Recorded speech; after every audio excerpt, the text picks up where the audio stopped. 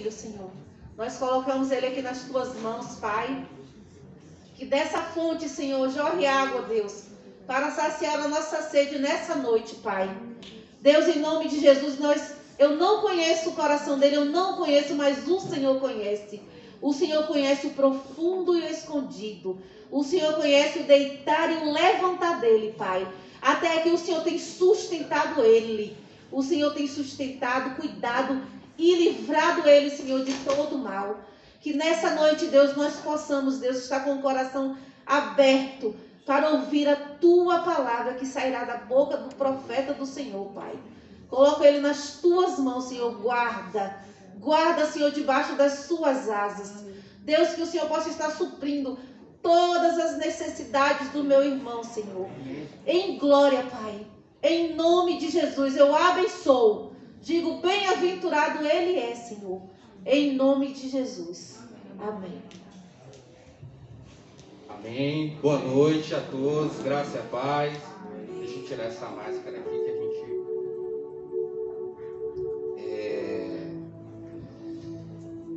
Quero agradecer primeiramente a Deus por essa oportunidade de mais uma vez poder falar da palavra de Deus.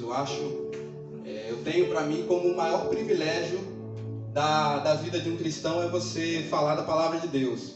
Agradecer também a pastora Meire, que ouviu a voz de Deus e me fez esse convite. Quero dizer que não é nenhuma coincidência, Deus também falou comigo. E você tem algo a entregar para essa igreja. Uma igreja que eu já vim aqui em outros momentos, em diversos outros momentos, e todas as vezes que eu vim aqui eu fui muito abençoado. Então eu espero que Deus possa, através da minha vida também, ser instrumento de bênção para a vida de vocês. Amém, queridos? Eu queria pedir que vocês abrissem a sua Bíblia, você que trouxe, no Evangelho de Marcos, no capítulo de número 6, versículo 36. Amém? Quero dizer também que a palavra que Deus colocou no meu coração muito tem a ver com tudo que foi dito aqui. Então, eu sei que Deus está nesse lugar e eu sei que muitas coisas ainda vão acontecer nessa noite. Que o seu coração esteja aberto e que seja como uma terra para receber a semente. Não do missionário Timóteo, mas do Espírito Santo para a vida de cada um de nós. Eu tenho certeza que todos nós sairemos daqui diferentes nessa noite. Amém? Você crê nisso? Amém. Glória a Deus. Leiamos. Diz assim: despede-os para que vão aos campos e aldeias circunvizinhas e comprem pão para si, porque não têm o que comer. Ele, porém, respondendo, lhes disse: dai-lhes vós de comer. E eles disseram-lhe: iremos nós e compraremos 200 dinheiros de pão para lhe darmos de comer? E ele disse-lhes: quantos pães tendes? E de ver. E sabendo-os, eles disseram: 5 pães e 2 peixes. E ordenou-lhes que fizessem assentar a todos em grupos sobre a erva verde. E assentaram-se repartido de 100 em 100 e de 50 em 50. E tomando ele 5 pães e 2 peixes, levantou os olhos aos céus e abençoou. E partiu os pães e deu-os aos seus discípulos para que pusessem diante deles. E repartiu os 2 peixes por todos. E todos comeram e ficaram fartos. E levantaram 12 cestos cheios de pedaços de pães e de peixe. E os que comeram eram quase 5.000 homens. Eu acho que você já deve conhecer essa palavra da multiplicação dos pães e dos peixes. Quando Jesus ele vai multiplicar 5 pães e 2 peixinhos para uma multidão. O texto diz que 5.000 homens comeram, mas naquela época não eram contados as mulheres e as crianças. Então, se a gente fizer uma conta rápida aqui, dizendo que cada família tinha um pai, a mãe e um filho, a gente já está falando de 15.000 pessoas. E essas pessoas estavam acompanhando Jesus, estavam seguindo Jesus. Por onde Jesus ia, ele arrastava multidões, porque as pessoas sabiam que ele fazia milagres, que eles curavam as pessoas. Ele curava os coxos, os cegos, e as pessoas estavam atrás sempre de algo novo. Jesus sempre tinha uma palavra nova. E as pessoas estavam seguindo ele. Mas chegou num determinado momento, chegou numa determinada região que não tinha para onde correr. Que não tinha onde comprar pão, não tinha onde comprar vinho, não tinha onde eles se alimentarem. E aí Jesus, os discípulos, aconselharam Jesus que dispersasse a multidão. Disse assim: Jesus, libera eles, para eles poderem ir comprar alguma coisa em algum lugar. Não é como hoje que nós pedimos iFood. Não é como hoje que nós pedimos a comida e ela chega na nossa casa. Você imagina 15 mil pessoas num deserto, numa reunião deserto, num lugar deserto, naquela época, onde não se tinha carro, não se tinha ônibus, e aquelas pessoas iam caminhando a pé, com filho, com animais. E aí Jesus fala uma coisa para os discípulos: olha, dá vocês de comer. E aí os discípulos ficaram assim, né, espantados. Como é que a gente vai comprar? Primeiro que a gente não tem onde comprar, e segundo, a gente não tem dinheiro para comprar. E aí então Jesus ele fala uma coisa, e que é a palavra que Deus trouxe à minha vida, que eu quero compartilhar com vocês. É que a primeira coisa que Jesus fala para aquela multidão, a primeira ordem que Jesus dá aos discípulos para poderem partilhar com aquela multidão, é que eles viessem se assentar sobre a relva. Bom, eu não sei vocês, mas o deserto só tem areia. Eu não sei aonde se arrumou uma relva para que eles pudessem se assentar. Já havia algo acontecendo, já havia um ambiente de milagre que viria a acontecer para aquela multidão, mas eles não estavam perceptíveis. E aí Jesus manda que eles se assentassem sobre a relva. E aqui eu quero dizer algumas coisas sobre assentar-se sobre a relva. Há momentos na nossa vida em que nós estamos assim como aquela multidão. Nós estamos, por exemplo, passando por uma pandemia mundial, algo jamais visto na história. E não importa qual seja o seu grau social, não importa qual seja a sua classe social, seu nível intelectual, as nações, as maiores potências e as menores potências, todas elas estão vivendo a mesma coisa.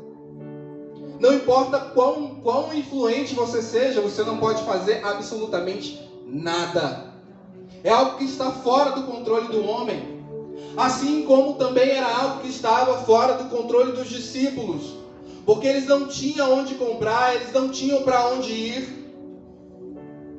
E muitas vezes, na nossa vida, nós somos levados a esse lugar de não ter aonde comprar, de não ter com quem falar, de não ter o que fazer. E é nesses momentos que Deus quer, que Jesus quer, que nós nos assentemos sobre a relva. Se assentar sobre a relva, o ato de se assentar sobre o chão, é o ato de você descansar. É o ato de você não fazer nada. É o ato de você reconhecer que não é o momento de se mover. É o ato de você reconhecer que há uma autoridade sobre você. Jesus manda que eles viessem se assentar. Eles não sabiam o que ia acontecer, mas mesmo assim eles obedecem a ordem de se assentarem. Muitas vezes, queridos, na nossa caminhada espiritual, nós lutamos tantas guerras. Muitas vezes na nossa caminhada espiritual, nós batalhamos. Muitas vezes na nossa caminhada espiritual, nós somos levados a situações. Mas há um momento, queridos, que nós também precisamos nos assentar. Amém. Há um momento em que nós precisamos descansar. Amém.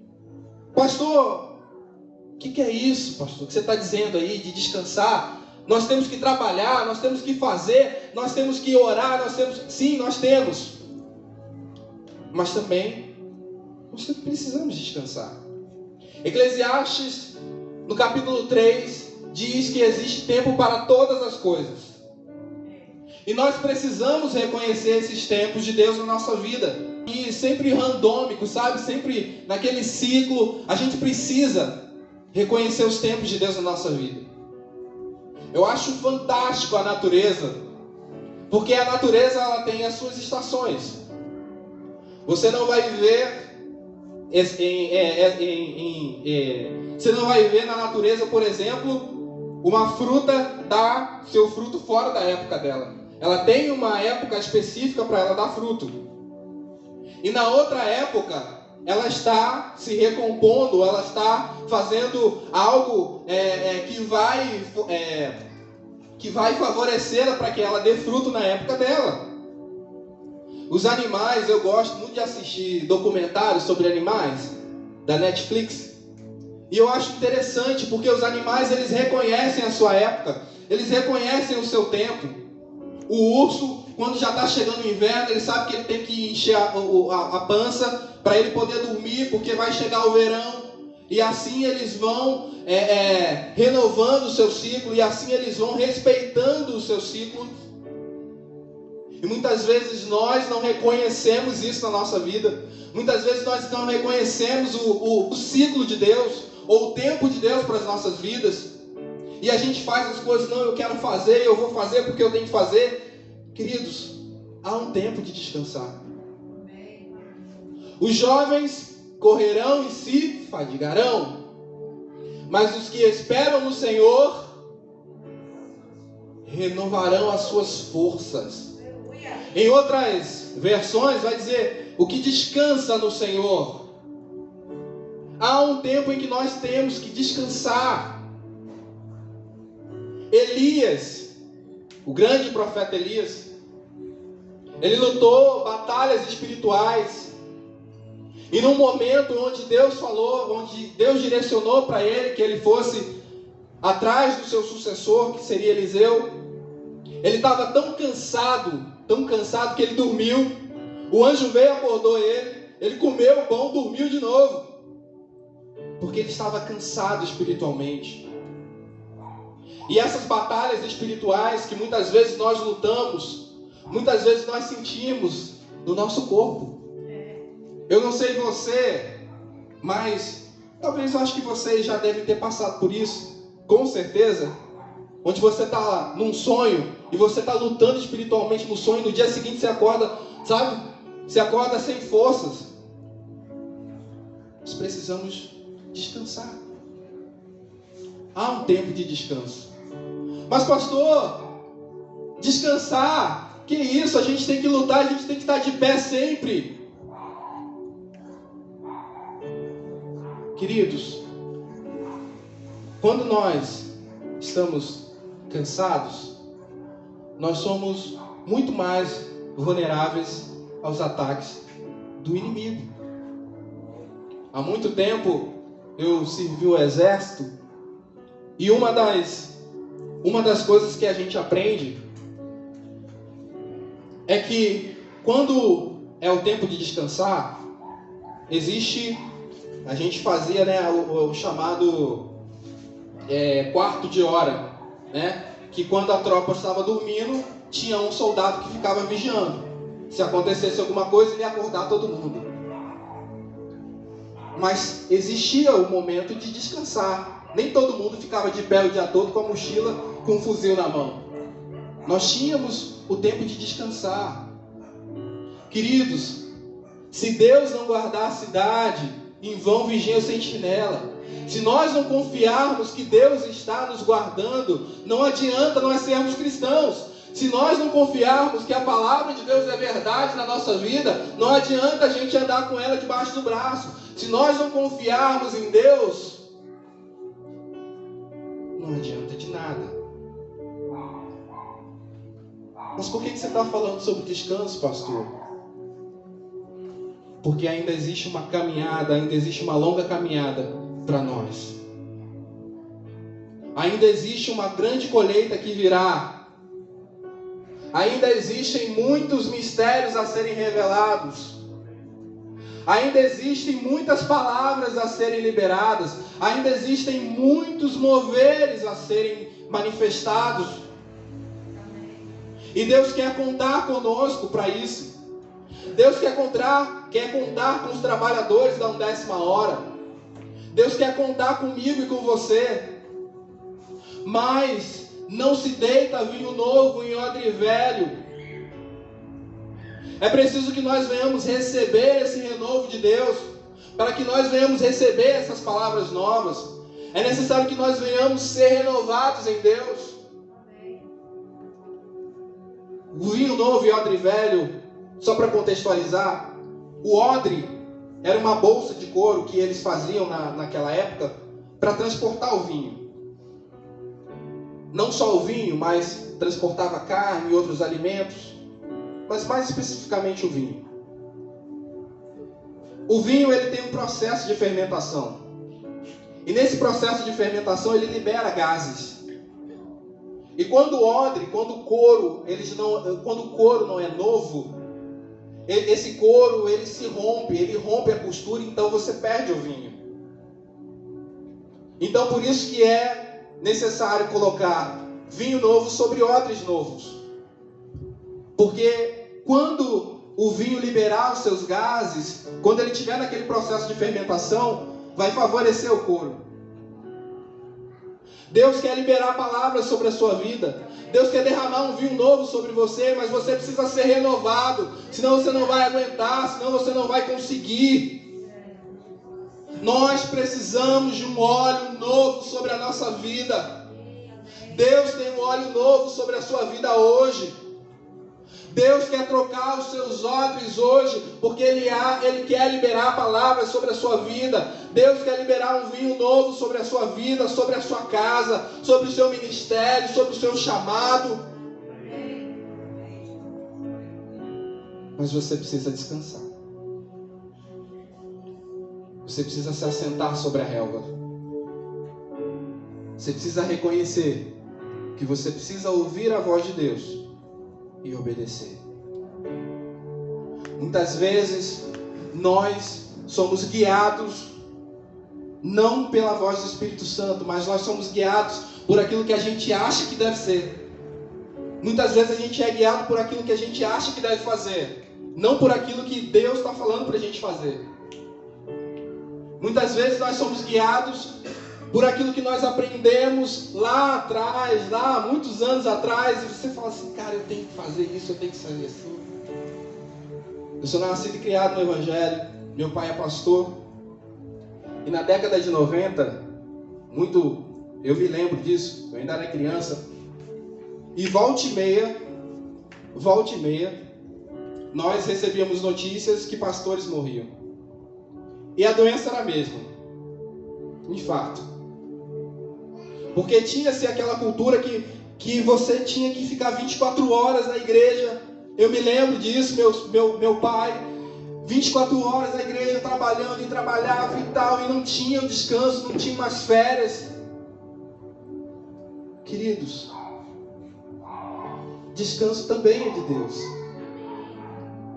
Descanso também é de Deus. E descanso é diferente de fraqueza. Às vezes a gente acha que a gente está fraco. Deus, eu estou orando, Deus, não está acontecendo nada. Deus, mas eu me ajoelhava, eu orava e as coisas aconteciam. Deus, agora parece que nada, parece que o céu é de bronze. Deus, eu estou fraco. Não, você não está fraco, você está cansado. É diferente. É diferente. Deus, mas eu fazia, eu acordava de madrugada e eu fazia. Deus, eu estou fraco. Não, você não está fraco, você está cansado. Quando nós lutamos batalhas, nós ficamos cansados, não fracos. Mas se você não se renovar, se você não descansar, aí você vai ficar fraco. E quando você fica fraco, Satanás não precisa fazer muita força. Só faz assim e você cai. Voltando lá ao exemplo dos animais que eu gosto. Tem animais, principalmente os animais de caça, quando eles olham assim um rebanho, quando eles olham assim, muito quem tem esse comportamento são os lobos. E eles olham lá embaixo lá. Eles veem a manada e eles já sabem qual é o animal, qual é o gnu que está cansado. Eles já sabem qual é a zebrinha que está cansada. E aí eles fazem uma armadilha e de repente aquela manada começa a debandar. E aí corre. E aí os cansados vão ficando para trás. E aí eles não precisam correr muito.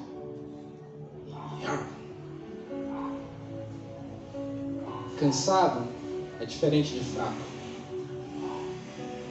Deus quer renovar as nossas forças nessa noite. Deus quer renovar a sua igreja nesse tempo. Deus quer trazer palavras novas para mim e para a sua vida.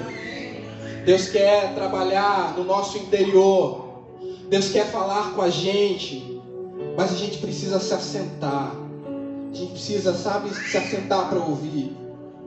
Naquele momento que aquela multidão ela se assentou, já havia um ambiente de milagre. Deus já estava fazendo algo ali para eles. Eu quero dizer para você que quando você se assentar, já haverá um ambiente de milagre sobre a sua vida. Quando você reconhecer que você também precisa descansar, quando você reconhecer que você precisa, parar um pouco de falar e ouvir um pouco mais a voz de Deus, haverá um milagre sobre a sua vida, haverá multiplicação sobre a sua casa, haverá multiplicação sobre o seu ministério, haverá multiplicação sobre tudo na sua vida. Eles se assentaram. E quando se levantaram, eles já estavam descansados e alimentados. Eu quero dizer para você nessa noite. Eu quero liberar essa palavra para você nessa noite.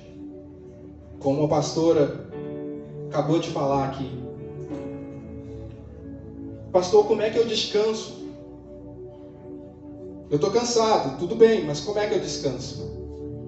Eu vou dizer para você. Sabe aquela palavra que Deus já liberou para você há muito tempo? E você ainda não fez? E você ainda não obedeceu? Deus já falou para você, você sabe o que Deus direcionou para você fazer? Quando você decidir fazer, disse assim, Deus, eu vou fazer.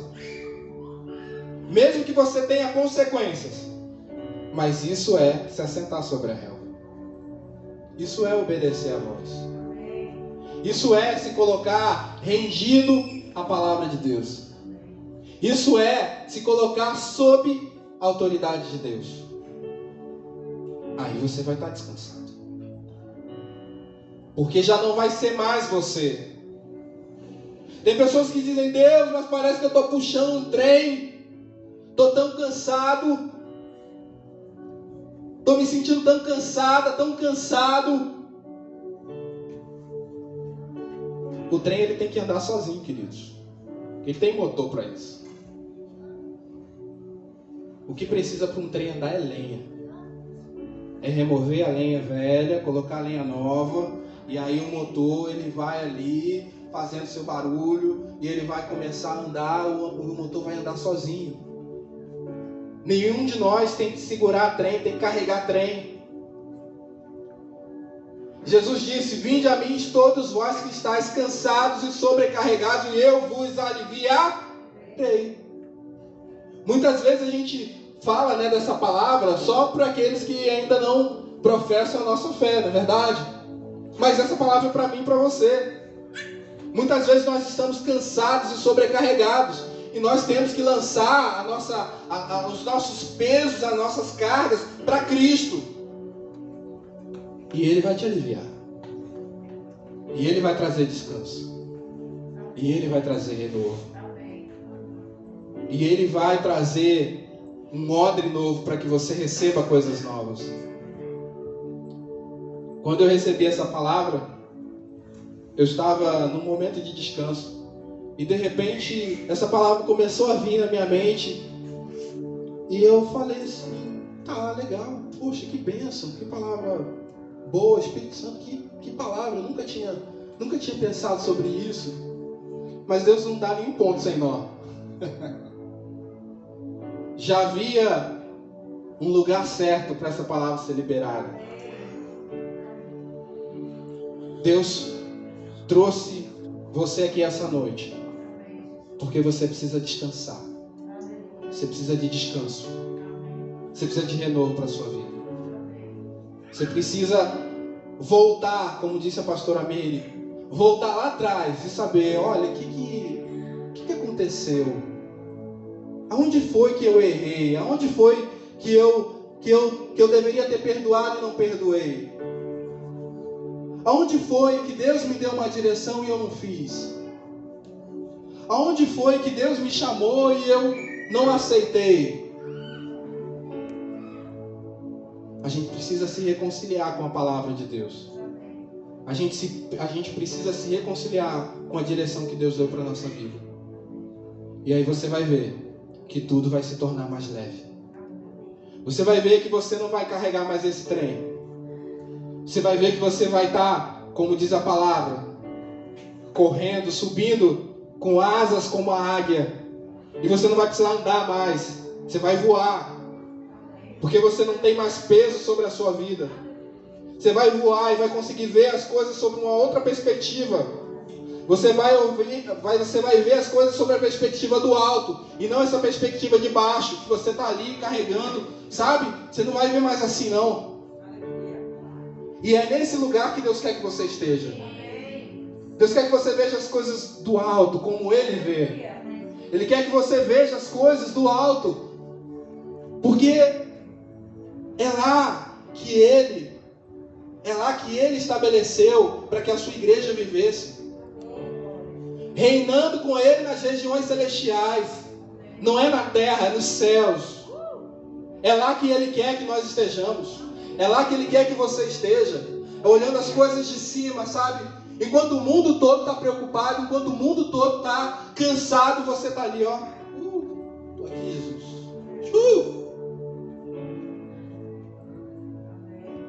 Eu quero que você fique de pé nessa noite.